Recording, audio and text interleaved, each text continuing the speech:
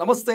తెలంగాణ రాష్ట్ర రాజకీయాలన్నీ కూడా కల్వకుంట్ల కుటుంబం చుట్టూ, కాళేశ్వరం కేసు చుట్టూ, ప్రధానంగా కేసీఆర్ చుట్టే తిరుగుతున్నది. సో మాట్లాడే ప్రయత్నం చేద్దాం. కల్వకుంట్ల కుటుంబంతోటి, బీఆర్ఎస్ పార్టీతోటి చాలా దగ్గర సంబంధం ఉన్నటువంటి వ్యక్తి. అనేకమైనటువంటి పరిణామాల తర్వాత ఆ పార్టీ నుంచి కాంగ్రెస్ పార్టీలోకి వచ్చి ఇప్పుడు కాంగ్రెస్ పార్టీలో ఉన్నటువంటి వ్యక్తి కేకే మహేందర్ రెడ్డి అన్నారు. కాంగ్రెస్ పార్టీ సీనియర్ నాయకులు మనతో పాటు. అసలు కల్వకుంట్ల కుటుంబంలో ఏం జరుగుతున్నది, కల్వకుంట్ల కవిత ఏం చేయబోతున్నది, అన్నిటికీ కారణం కాంగ్రెసే, ముఖ్యమంత్రి రేవంతే అంటూ నిన్న కల్వకుంట్ల కవిత ప్రెస్ మీట్లో కామెంట్ చేసినటువంటి పరిస్థితి. మాట్లాడే ప్రయత్నం చేద్దాం. మనతో పాటు కేకే మహేందర్ రెడ్డి అన్నారు. సార్ నమస్తే. నమస్తే. సో గత 2 రోజులుగా కల్వకుంట్ల కవిత ప్రెస్ మీట్లు మీరు చూసే ఉండొచ్చు. మొదటి రోజేమో హరీష్ రావు, సంతోష్ వెనక ఉన్నది రేవంతే అన్నది. సో నిన్నటి ప్రెస్ మీట్లోనేమో హరీష్ రావు, రేవంత్ రెడ్డి ఇద్దరు ఒకటే ఫ్లైట్లో పోయారు ఢిల్లీకి.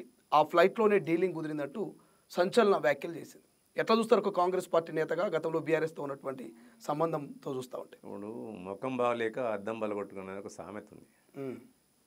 వాళ్ళ పార్టీ రాజకీయాలు, వాళ్ళ కుటుంబ రాజకీయాలు, వాళ్ళ కుటుంబ సమస్యలు, వాళ్ళ ఆస్తి తగాదాలు, వాళ్ళ పదవుల పంపకంలో మధ్యలో జరుగుతున్న ఒక డ్రామా అది.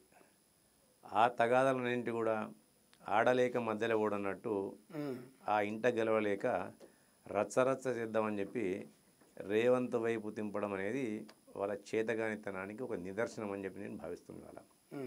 కల్వకుంట్ల కుటుంబం అంటేనేది కలహాల కుటుంబం. ఆ కలహాల కుటుంబంలో కవిత ఒకరు. మొదటి నుంచి కూడా అపనమ్మకాలపైన, అభద్రతాభావం పైన, తెలంగాణ ఉద్యమం పేరు మీద పైకి వచ్చిన వాళ్ళే తప్ప, తెలంగాణ సెంటిమెంట్ని దూసుకొని వచ్చిన వాళ్ళే తప్ప, స్వతహాగా రాజకీయంగా ఎదిగి వచ్చిన వాళ్ళు ఎవరు కూడా కాదు. కేసీఆర్ గారు అంటే ఆ రోజు తెలుగుదేశం రాజకీయాలలో పైకి వచ్చిన వ్యక్తి. దాని తర్వాత తెలంగాణ సెంటిమెంట్ను వాడుకొని పెట్టినప్పుడు వీళ్ళెవరు కూడా ఇక్కడ ఉన్నవాళ్ళు కాదు. వాళ్ళ కానప్పటికి కూడా తెలంగాణ ఉద్యమం సెంటిమెంట్ పేరు మీద రాజకీయాల్లో ఒక కేసీఆర్ గారి అనే ఒక వృక్షాన్ని పట్టుకొని పైకి వచ్చిన వ్యక్తులు. వాళ్ళ అగాధంగా 9.5 సంవత్సరాలే అయాచితంగా అనేకమైన పదవులను అనుభవించారు. అయాచితంగానే అనేకమైన డబ్బును దోచుకున్నారు కదా. దోచుకున్నది దాచుకోవడంలో, దోచుకున్నదాన్ని పంచుకోవడంలో తలెత్తిన వివాదాలను ఇవాళ కాంగ్రెస్ వైపు పంపే ప్రయత్నం వాళ్ళు చేస్తున్నారు కదా. కవిత గారు సరే ఆడపిల్ల మనం ఎక్కువ అంటే బాగుండదు, కానీ అనక తప్పనిస్తుంది కదా. ఆవిడ చేసిన నిర్వాహకమే కదా. ఇలా కళ్ళమ్మిన పాపానికి ఢిల్లీ దాకా పోయి జైల్లో ఉండొచ్చింది ఆవిడనే కదా. ఇవాళ ఆ రోజు ఆమె అమెరికా వెళ్ళినప్పుడు ఢిల్లీ నుంచి తిహాడ్ జైలు నుంచి బయటకు వచ్చిన తర్వాత ఆవిడపైన ఎటువంటి యాక్షన్ తీసుకోలేదు. నిజంగా కూడా కేసీఆర్ గారు ఆ రోజు కవిత చేసిన తనాన్ని ఏదైతే కళ్ళు దొంగతనం ఉందో, లిక్కర్ రాణిగా మారిందో, అప్పుడు తెలంగాణ ఆడపడుతుల యొక్క ఆత్మ గౌరవాన్ని దెబ్బతీసే మాదిరిగా ఆవిడ ప్రవర్తించిందని చెప్పి కేసీఆర్ గారు కానీ, కేటీఆర్ గారు కానీ ఆవిడని బహిష్కరిస్తే బాగుండేది. అంటే అప్పుడు బహిష్కరిస్తే సమస్య ఇక్కడ దాకా వచ్చేది కదా. అయితే బహిష్కరిస్తే ఉండేది కదా. ఎందుకంటే ఆ రోజు తెలంగాణ ఆత్మగౌరవానికి సంబంధించిన సమస్య. ఓకే, ఆడపడుతుల ఆత్మగౌరవానికి.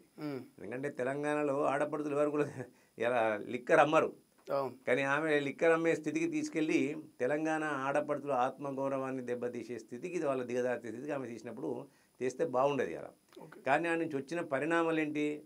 ఒక్కొక్కటి పదవుల పంపకం, ఆస్తి పంపకాలు, అన్నదమ్ముల మధ్యలో విభేదాలు, తండ్రి కూతుల మధ్యలో విభేదాలు. ఎందుకంటే ఏదైతే వరంగల్లో జరిగిన బహిరంగ సభ ఏదైతే ఉందో, సిల్వర్ జూబ్లీ సమావేశాలు పెట్టినరో, తర్వాత అక్కడి నుంచి ఒక్కొక్కటిగా బయటపడుకుంటూ వచ్చినాయి. అధికారం కోల్పోయిన తర్వాత అధికారం ఉన్నంతసేపు ఎవరికి రాలే ఈ పురపత్సాలు.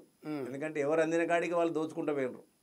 ఒక కాలు దోస్తే ఒక కాలుతో దూస్తే ఒక చేతితో దూసినారు, ఒక తలకాయతో దూసినారు. ఎక్కడ పంచభూతాల్లో ఏ భూతాన్ని కూడా వదిలిపెట్టకుండా ఈ పంచభూతాలు దోసినాయి. కేసీఆర్, హరీష్, కేటీఆర్, సంతోష్రావు, కవిత అనే పంచభూతాలు ఈ పంచభూతాలను దోసినాయి. ఓకే, ఈ పంచభూతాలను దోచుకున్నంతసేపు ఎవరికేం అనిపించాలి ఇప్పుడు. ఎందుకంటే అందిన కాడికి దోచుకున్న లేన్నారు కదా. ఎప్పుడైతే దోచుకున్నది దాచుకోవడంలో కొంతమేర నిమగ్నం అయిపోయినారు. అధికారం కోల్పోయిన తర్వాత ఎప్పుడైతే ఒక్కొక్కటి వాళ్ళు చేసిన అవినీతి అక్రమాలు బయటపడుతుంటే ఇలా భయాలు చూసుకునే దానిలో కాళేశ్వరంలో కమిషన్లు కావచ్చు, ఇలా ఈ కార్ రేసింగ్ కానివ్వండి, ఇలా గొర్రెల పర్చేస్లో కానివ్వండి, మిషన్ భగీరథలో కానివ్వండి, మిషన్ కాకతీయలో కానివ్వండి, ఏ స్కీమ్ పెట్టినా స్కామ్ కిందనే తేలింది. అది స్కామ్ వైపే తెలియజేస్తుంది. కాబట్టి ఇటువంటి పరిస్థితుల్లో వాళ్ళు మానసిక ఆందోళనకు గురై ఒకరిపైన ఒకరు అభద్రతా భావానికి లోనై అపనమ్మలకు లోనై నా గురించి వాళ్ళు చెప్తారేమో వాళ్ళ గురించి నేను చెప్తానేమో చెప్పాల్సి వస్తుందేమో అని చెప్పి అపనమ్మకాలపైన వాళ్ళు ఈ సంసారాన్ని బీఆర్ఎస్ అనే సంస్థాన్ని కొంత దగ్గర తీసుకొచ్చిండ్రు. కానీ ఏదైతే కేటీఆర్ గారికి కవితకు మధ్య చెదిరిందో కవిత గారు వాళ్ళ అబ్బాయి యొక్క ఏది మన పట్టభద్ర వాళ్ళ గ్రాడ్యుయేషన్ సెరమనీకి ఢిల్లీ అమెరికా వెళ్ళి వచ్చినప్పుడు ఆవిడ రాసిన ఉత్తరం వాళ్ళ నాన్నకు ఇంటర్నల్గా ఒక ఉత్తరం రాస్తే అంటే తల్లి కూతుర్ల మధ్యలో అంత భేదాభిప్రాయాలు వచ్చినట్లు లెక్క. ఓకే, ఇప్పుడు తండ్రికి జనరల్గా కొడుకు తండ్రికి కొంత దూరం ఉంటుంది, కానీ కూతురుకు తండ్రికి పెద్ద దూరం ఉండదు. ఎంత మిడ్ నైట్ కానీ చొచ్చుకుని పోయే చదువు కూతురుకు ఉంటుంది తండ్రి బెడ్రూమ్లకు. కానీ అప్పటికే అగాధం పెరిగిపోయింది ఇద్దరి మధ్యలో.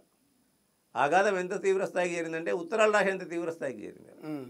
ఆ ఉత్తరాలు బయట పెట్టిండ్రని చెప్పి కవిత గారు రాగానే ఒక స్టేట్మెంట్ ఇచ్చింది. అందులో కొన్ని దయ్యాలు ఉన్నాయి, కొన్ని తల్లి దయ్యాలు ఉన్నాయి, కొన్ని పిల్ల దయ్యాలు ఉన్నాయి, కొన్ని కొరివి దయ్యాలు ఉన్నాయని చెప్పింది.